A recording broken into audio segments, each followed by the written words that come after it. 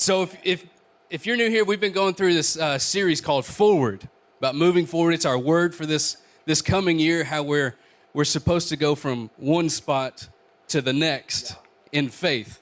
And so I want to talk to you today about moving forward in faith. Because faith will actually take you places where you can't go in the natural. It'll move you where I can only physically go this far, but faith is calling me a little bit further. I'll be reading out of Hebrews 11, but I was trying to just get in the faith zone, in the faith train, and I was researching faith, and faith is actually all throughout the Bible. I mean, from the very beginning of Genesis to the end of Revelation, it's all faith. But faith comes from hearing. Without faith, it's impossible to please God. Faith is confidence and it's assurance. We walk by faith. Yeah. Through faith, we've actually been saved by grace. Faith should be accompanied by works. It's not works, but it should be accompanied by works. Faith can actually move mountains. We live by faith. Faith is the victory that we've actually overcome the world with. We're justified by faith. Faith is a shield. Faith has been the catalyst to many healings. But faith is actually described as two things. Hebrews 11:1 says, faith is confidence in what we hope for and assurance about what we do not see. Confidence and assurance. Father, I thank you for your word today. I thank you for your anointing that's upon me, and I just pray that what's in my heart comes out of my mouth to glorify your name and your name alone. In Jesus' name, we receive it by faith.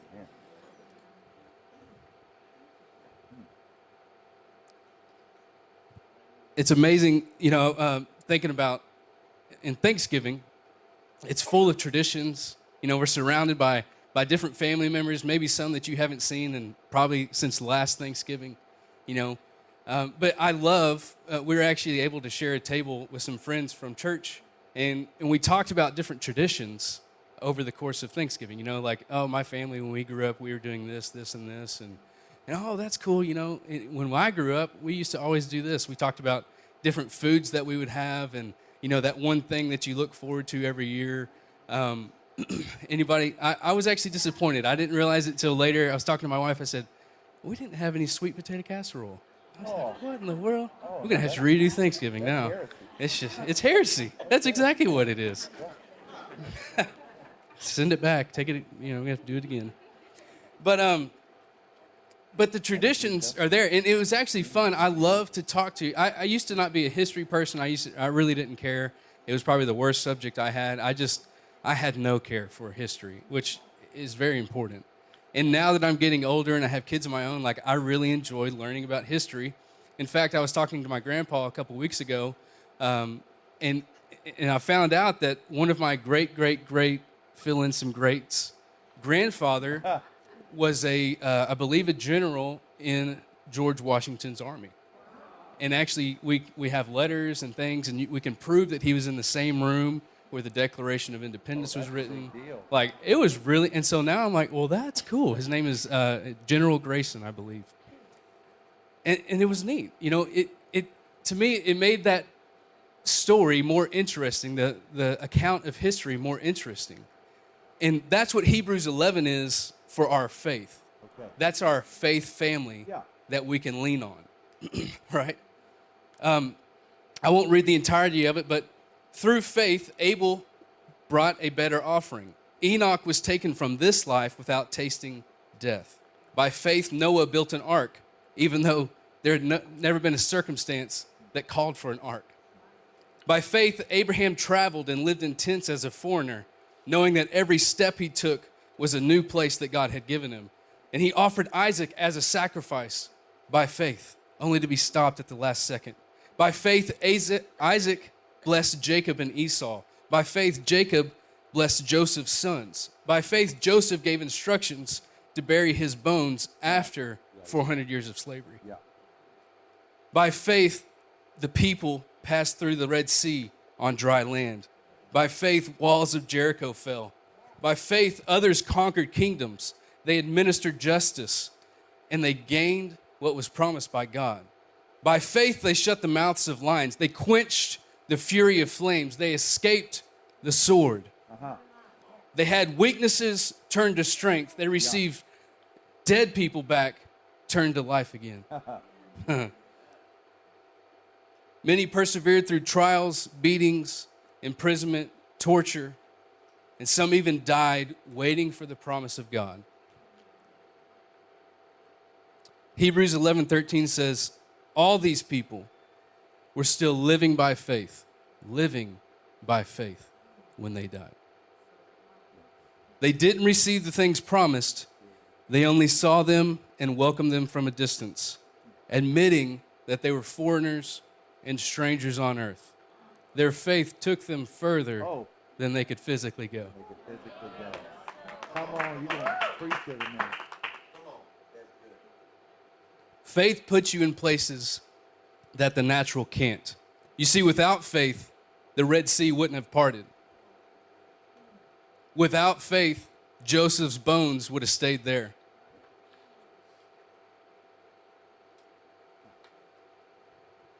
Without faith, the walls of Jericho would have still stood. Without faith, there would have been no life brought back to dead bones.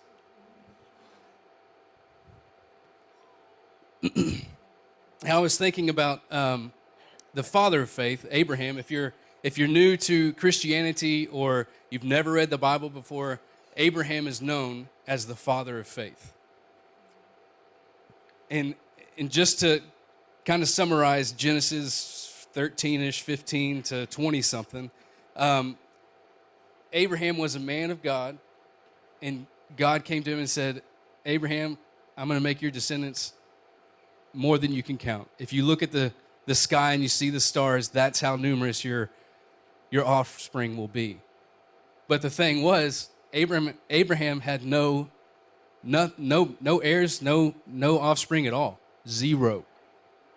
So God promised him innumerable from zero. And it said that Abraham believed him, and it was credited to Abraham as righteousness. That's what faith does. It calls you forward to, okay, well, God's calling me to something that is impossible right now, to something that is better than I could even think. I mean, Abraham, in this whole transaction with words and between the dream, he said, I just need one heir. I'm going to give my inheritance. If you bless me, that's cool, but I'm going to have to pass it on to Eleazar because I don't have an heir that's blood. And then God said, well, look at the stars. You're going from zero to you can't even count. And that's what faith does. That's the God that we served. And so moving forward in faith means being active in faith. So a little time later, Abraham, he actually has the son. He believes him. God says, this time next year, you're going to have a son, and that's going to be where my promise is taken through. The innumerable is going to be through that one right there. And so he has Isaac, and so God speaks to Abraham again. He says, hey, I need you to sacrifice your son. Abraham's like, all right. And I was reading this, and it's actually, you think, okay, I'm going to sacrifice your son. We're just going to go over here to this hill. Let's make this short and sweet. It actually, he took 2 servants with him. They went, they gathered the wood themselves between all 4 of them. And then he tells his servants, hey, stay here. Me and Isaac are going to go and worship on this mountain. And Isaac was old enough to know because he was old enough to carry the wood. Yeah. And so he starts walking, and he's like, hey, Dad, sacrificing something. Where's the sacrifice? And in faith, Abraham said, God's going to provide. You see, because Abraham was still holding on to that promise that through this one, there would be innumerable amount of things, right? Through this promise that God made me, I'm walking in faith knowing that God is going to come through with something. And that's what faith does, is it allows us to step on something that we can't see until our foot's down. That's how we move forward in faith is I hear God call me this way, and as I put my foot down, there's the step. It's knowing that there's a step there, but I can't see it. It's knowing that there's a new building over here, I can't see it. It's knowing that there's multiple campuses, knowing that this one's almost done. You know? I was talking to my grandfather again, and I was, I just, my wife and I were about to celebrate like 10 years of marriage, like 10 years. Not like 10 years, we're going to actually celebrate 10 years. Valley Girl part and me, I don't know. Thanks, Ashley. But we're going to celebrate 10 years, and, when we first started, learning to be a married couple and kind of mesh our finances and our lives together, it was really hard. And so I would lean on my grandfather for some advice, and we would have the talk about, tithing or not tithing, and we're just learning to do this whole thing together. And we're like, at the time we were still paying debt off, and it's like, what do we do? I mean, do we tithe? Do we put it to debt? What do we do? And my grandfather told me the story about, well, I was at a place like your guys are at, and it was either feed 4 kids and a wife or tithe. And we would get down to that point where, well, God, I know that you said you'd never leave us or forsake us and that you would always take care of us. He said, so I tithed. And he said, there was one time I remember the amount we needed for groceries. It was either tithing or it was groceries. And he said, I knew to tithe because I knew that God was faithful. He paid the tithe check. The next day, there was a knock on the door, and a little old lady was there with a sack full of groceries saying, I don't know why, I just felt like I needed to bring you this. That's what faith does, is it cashes checks that you couldn't, it takes you places. It does some amazing things. It checks in the mail. Ain't it, brother? Mm-hmm. But there's also some places that only you and your promise can go. Right? Abraham had to leave the 2 servants behind. And it was just him and his promise. And sometimes when you're walking in faith, when you're moving forward in faith, it's only going to be you and that promise. And some people are going to fall by the wayside when we're building this building over here. Why build a building? We have one already. Well, because God's calling us to something greater.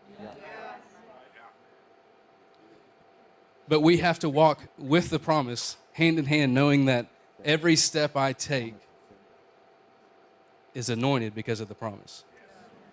Every step I take forward is because God has called me that way. And think about this. Every step up that mountain was a step of faith for Abraham. Because he knew that I'm about to sacrifice my promise because God has told me to sacrifice my son. I don't know about you. I've never climbed a mountain. I've gone hiking and stuff. It takes a while, right?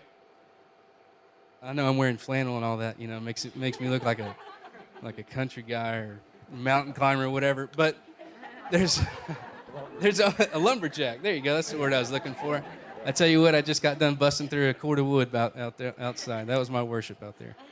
Well, I tell you what. I can start mumbling if you want. But every step that he took up that mountain, God's going to provide. God said, innumerable, I'm going from 0 to I can't even count it. God told me to look up at the stars, and I'm sitting here watching. I'm sitting here walking up this mountain. The sacrifice is actually holding the wood.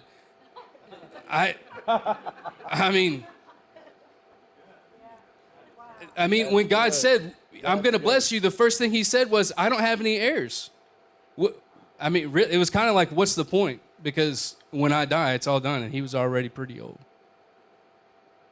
But every step he took up that mountain was a step of faith.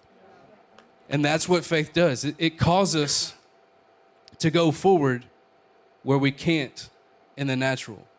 We need to move forward in faith because there's more than what we can see.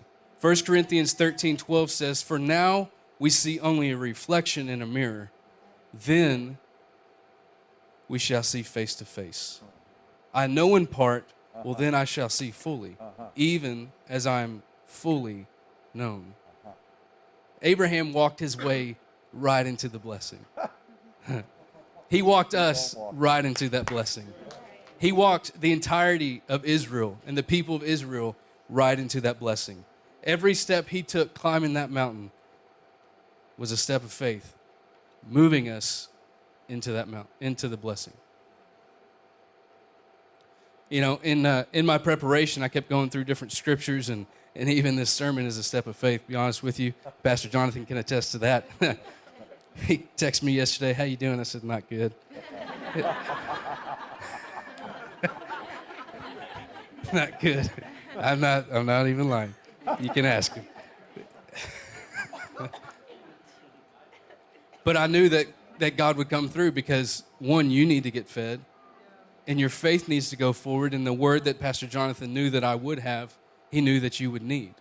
He knew that you would need to go forward, and I knew that God is faithful because he's never failed me. He's never failed my family. Amen. But I was, in studying, I was reading in Hebrews 6 about we have this hope as an anchor for the soul. Okay. You know, and it talks about, in that part, it talks about the promises of God. It talks about God making a promise to Abraham, a covenant, and then he made an oath so that the heirs would know how strong that promise was. Meaning the people that would come after Abraham would know that, okay, I actually do have a right to everything that God has promised. And if you care to know about all this stuff, it's in Deuteronomy 28. And it talks about all the blessings that we can actually obtain, but that's not really what I want to get to you today. But I remember, I guess it was almost 4 years now. I'm celebrating 4 years at a company I'm working for, and we had this. My wife and I, we had decided, we just had our second girl, and we decided that she needs to come home. I think she was working for like $50 a week, so like at that point, or maybe it was $50 every 2 weeks. It was pointless for her to work. But we felt God calling us to do other things, that God was calling us in certain areas of ministry, that he was calling us to work on something. I was a county employee, so I don't know if you know about working for the government. It doesn't pay that much. You really have no hope of like making any more. You know, you get like a 3% raise every year, which is nice. But I promise you, it wasn't enough to support a wife and 2 kids. But we just kept coming back to God's telling us to move on from where we are now. And so she put in her resignation like I wasn't even looking for a job. I didn't even have anything. And I think it came down to like 2 weeks beforehand. My old company called me back and said, hey, we have this position open. Would you like to come back to work for us? And it was enough that replaced both of our incomes and do all that. But it took us stepping out in faith. I mean, she had put her stuff in 6 months beforehand. But that's what faith does, is it moves us further than we can go in the natural. I love that piece in verse 13 that says they were living by faith when they died. Because even in death, our faith lives on, right? And so it's important for me to want to, I want to dream big dreams. I want to move forward because I know that my kids are going to do greater things than I'm doing now. So if I handle this the right way, if I walk out and I step out in faith and I'm continually teaching them that God is faithful every step that I take, I'm carrying my girls right behind me, knowing that the faith that I'm walking in, they're seeing Dad, he's putting his foot on something that's secure. Yes, secure. Yeah. It's not that, I'm just, washing. Faith will let you get out of a boat and walk on water. Who's that walking on the water? Lord, if that's you, command me to come out. He'd done something that nobody else ever had. He got to walk on water. And a lot of people are like, well, he sunk. Like, well, he still walked on water. What have you done? So, I mean, it wouldn't have been all that bad. But we need to move forward in faith because there's more than what we can see now. I love that as a church, we go after sickness because we carry healing because in faith we are healed, right? Yeah. And so that's why we're so adamant about praying for the sick. Yeah. That's why I love that Pastor Jonathan was like, yeah, we'll take care of it, no problem, because he knows that people will back up what he put on the debit card by faith. Because there's probably, I know that there are people in here that are probably fighting to pay that back so that we can bless other people. It's not that, hey, look at me, look how much I gave. Hardly anybody knows anyway. But it's because we want to do things in this community. And if this community is sick, if this community is dirty, if this community is struggling with things, then that's why we need to continue moving in faith. That's right. If there are people that come through these doors that are still sick, then we need to continue to walk in faith and healing. Yeah. If there are people that are here that are so confused, then we need to continue to walk in prophetic words for them to guide them in strength and truth. I love, my wife and I, we've been here for about a year now, a little over a year. So thankful. We love it. You guys have become our family. But I love hearing the stories of the people that have been here even before Oasis was birthed. It's amazing to me that they never left. And I've actually been able to ask one of them, what did keep you here for, I don't know how long it was, a long time. 16 years or so, 20 years, a long time, I think. But what kept you here? And he's like, well, faith. God never released us. And if you think about it, that's what happened in the upper room. Jesus was taken up into heaven, but right before that, he said, go and wait for the promise. Go and wait for the promise. And there was about 120 people in that upper room that waited for the promise, that waited in faith. So sometimes faith will call you to take steps and tread on new territory. Sometimes faith will call you to just stand still and know that God is God. That I'm not going to have nervous energy and I'm going to move because everybody else is walking out in faith. Sometimes I'm just going to be still and know that what he said is truth. And I'm not moving from this spot until God speaks. I think a lot of us actually run ourselves around, run ourselves ragged because God has said, I want you to stay right there. That's pretty good. Steadfast faith. Man, I got my own preaching section over here. He's helping me out. Thank you. But like I said, we got to go after this new building in faith because there's multiple campuses waiting. Right? I mean, there's hospitals that we're waiting to visit to just go and give prophetic words to about, no, you will live and you will not die. And what we carry, we carry God with us. We carry the promises. When we step out in faith, that means that God is backing up everything we're doing. It's like when you're stepping, God is, sliding the concrete underneath or something. It's all in faith. Another story of mine is my daughter Audrey. She's my second born, and she's about to turn 5 in February.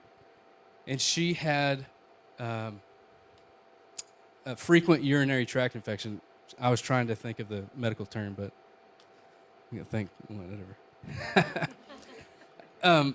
But she would continually have urinary tract infections. And so we, finally, the doctor wasn't enough. The medications weren't enough. She was always running a fever.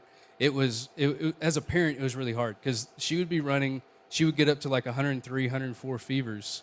And we would have no idea why. And, we'd take her to the doctor and like, oh, it's just a urinary tract infection. So we'd run a string of antibiotics. And then, 2 days later after finishing them, she'd be right back at the same thing. Well, Wow. is it urinary? And this went on for several years. I mean, I can remember her as a newborn, or not a newborn, but, she was under a year old, and she would be strapped to a machine that would tie her legs and her chest and her arms, and she would just be standing there like this, and they'd have her on a table, and they'd flip her all different directions, and they'd take sonograms and stuff, and she's just sitting there screaming, and all I could do was just sit there and whisper in her ear, baby, it's okay, like, it's going to be all right, like, I'm right here, and me and Andrea were in the room, and it was hard. Like, it would bring me to tears because she didn't know what it was for. Uh-huh. And so it finally got so bad that the doctor's like, listen, we're going to have to do surgery. She actually had her, something about her, the thing that connects your bladder to your kidney. Yep, your whatever. And, but that stuff, it wasn't right. It was either too big. I think it was too big. And so it would cause a retract or whatever. I'm not a doctor. Reflux, thank you. I should have my wife come up and tell this story. Thank you for your patience with me. I really appreciate it. Yeah. Anyway, it would reflux in. And so the doctor's like, listen, we're going to have to go in. We're going to have to put this like synthetic stuff, and we're going to have to cut her across the abdomen. As parents, we're like, well, how's that going to affect her, if she decides to have children? They're like, well, we don't really know. And so this is all happening as a 2-year-old kid. And so we're finally like, well, Lord, we don't really have any option, because like we've prayed about this thing. We've fasted about this thing. We've sought counsel, nothing. Like it was nothing. We got no word. And so I'm like, Lord, this is really hard. Why is my daughter having to go through this? I don't understand. Like, things are going great at church. Things are going great with work. Everything seems fine, but my daughter is just like struggling, constantly having a fever, constantly having rashes. Like, and then now you're saying she's going to have to be cut across the stomach, like a fairly significant cut. And, her bladder could rupture. All this stuff could happen. There could be all kinds of side effects. And the night before, my father-in-law calls us and said, Audrey's not going to be cut on. Okay, well, we're going surgery like 6 o'clock in the morning. So something's going to have to happen, And he said, no, I really feel like, and can I just say thank you so much for men of faith that speak up and walk. And same thing with women of faith. We need you to move on to your kids and speak that truth to them and call faith out of people sometimes when they're too afraid to speak it themselves. Yeah. And so we get to the doctor, and every time we would go to have surgery, they said, because they're going to put her under, and that was a risk too. She could go under and never wake up. She could stop breathing because she was so little. Like, they just had no idea. There was a lot of unknowns and a lot of uncertainty about this thing. And so we go in and like, hey, we're not going to, like, they go prep her and everything, like put us in another room. They've already done all her vitals. They've already like walked us through. And they said, okay, we're, getting ready to take her. Well, then the doctor comes back and said, hey, sorry, but we can't do surgery on Audrey. I said, well, how come? Well, because she had a fever or something like that. She had a congestion or something, so they didn't want to put her under so that she would stop breathing. Okay. So we do this whole thing. I think we had to revisit it 3 to 6 months later. Do the whole thing again. My father-in-law steps back up and says, remember, Audrey's not going to be cut on. So, okay, well, we already went through that thing last time, and now we're going on it this time. I really don't see a way. Audrey got sick again. We're like, come on, why is she getting sick? Like, we're at this point, we're ready to, move on and have forward. We've already put her in God's hands. Like, we just need to get this done. It's costing us a lot of money with doctors' visits and medical things. And so they stop it a second time. Okay. So then we have to go back a third time. And I'm like, Lord, this is dragging on. Like, I'm sure even with my story, you're like, this is dragging on. Get to the point. Just relax, okay? It's building faith. But we went a third time. The same stuff happened. We're like, we went through the whole thing. Hey, Audrey's going to have surgery. Prep her. You got to do all the fasting stuff. This is all that's going to happen. We're like, oh, man. And I remember my father-in-law saying, she's not going to get cut on.